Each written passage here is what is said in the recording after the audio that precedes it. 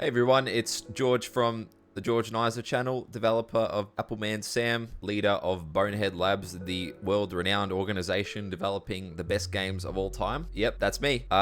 Welcome back. You've seen by the title, animation is hard. I am very much struggling.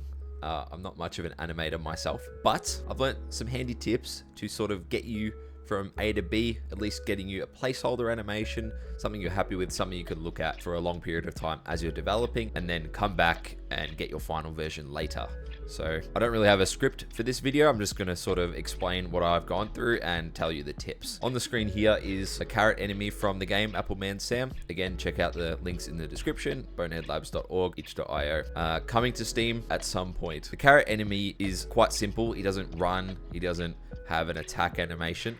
He just simply jumps towards the player. So loading up the game here so you can see in action eventually when the carrot comes. There you go. There's two of them coming towards us. They're jumping. It gets quite intense when there's a lot of them. You can see they have their little jumping animation that is placeholder. So how did I make that animation? Well, the first tip, and I guess the main approach to making these sort of simple animations on these simple characters, is assess your start point, visualize your end point, and then fill in the gaps. All right, so those 3 points put together is your approach. So this is the starting sprite that I am working with. So what do I want it to end up like? Well, I sort of want it to end up like he's jumped in the air, you know, maybe distorted slightly towards the camera, the sort of mid-jump state. So I've skipped to frame 3 here, but this is what I made next. So you have your distorted sprite. It looks like he's in the middle of a jump. You can see the proportions have all changed, but that is my end point. And then to fill in the gaps, I made this frame here, which is more like the wind up. You can see he's sort of squished down and then bounce back up like this. So that's a jump. The last 3 frames here are just a repeat of the 3rd frame just to prolong the duration of it. So it's really simple. 3 frames is really all that was created. Wind up and a jump. Now, what are the techniques I used to sort of accomplish this? Well, if you take your base sprite, the important first step is to break up all the individual pieces into their own layers. So you can see down here, I've got the legs, the arms, the mustache, the face, and the body all broken up into separate layers. So if I wanted to move the right leg, well, the leg on the right, it's actually his left leg. Sorry, I used the wrong tool. I can simply move that layer and that part moves. So with that, you can distort and transform and move each individual piece to compose the animation. So as an example, if I grab the body and I transform it, Control T, and I squish it down, that's sort of how I accomplished this look here. I'm gonna undo that because this is my actual sprite. So moving on to this frame, all I did was squish the arms a little bit, squish the body down using Control T again, and I also enlarged the face so to sort of give it a bit of vibrancy, a bit of character. See if it stays static, it does not look as interesting. If I play it like this, it sort of feels like his whole body's moving up. Again, I'm not good at animating, but this is something, and it's in the game for now. Another one, this is inspired by the Goombas, or however you pronounce it, the enemies from Mario. You'll notice those are little mushroom dudes.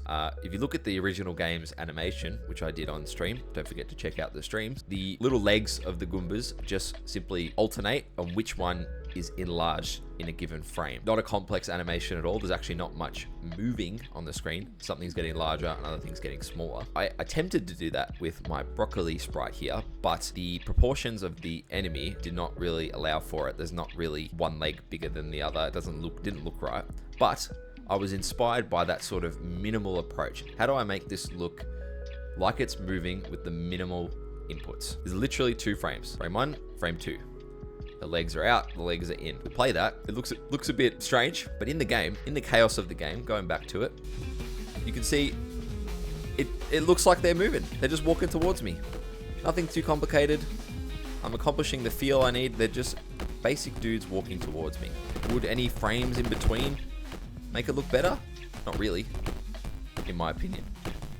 The other key parts are I made the body and everything, again, distort like it's moving, it's tactile, like it's interacting with the world. Final example would be probably the pumpkin enemy, which I sort of successfully used that strategy from the Goomba animation. If I play that through, you could see, it looks very bad when you freeze on a frame. When you're playing it, it's fine. You can see I'm effectively just alternating which set of limbs are enlarged and imagining that it's coming towards the camera. So if I do this, see my left arm looks very large. That's because it's closer to the camera. Obvious stuff. So we're emulating that using the 2D fake depth of like coming towards the camera. So it looks like he's walking towards you, even though the arms are just shrinking and enlarging in size, and the legs are sort of doing the same and tilting a little bit. So there's the pumpkin walking around in the level.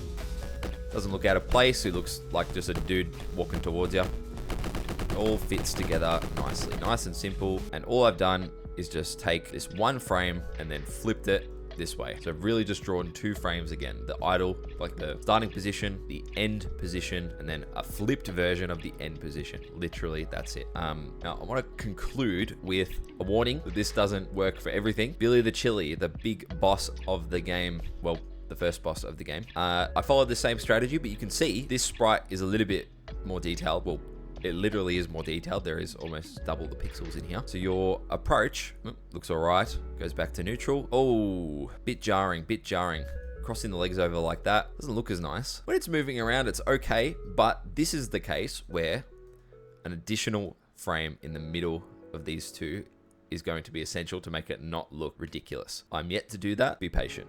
I'm telling myself to be patient. I will get to it. So yeah, it's not a catch-all solution, but it's pretty good for your basic enemies that are moving. You're not going to really be staring at the detail of each animation. It just sort of fits with the vibe. So thank you for watching this bit of a rambly video. I hope you can get some useful information from this. This is Aseprite, by the way. You can do this with Libre Sprite as well, which is free. Please check out brokenheadlabs.org and keep subscribe to the channel for more updates on Appleman Sam. The game is coming along very well. Also tune into the dev streams if you want to see this being created live. Thank you so much. Have a great day.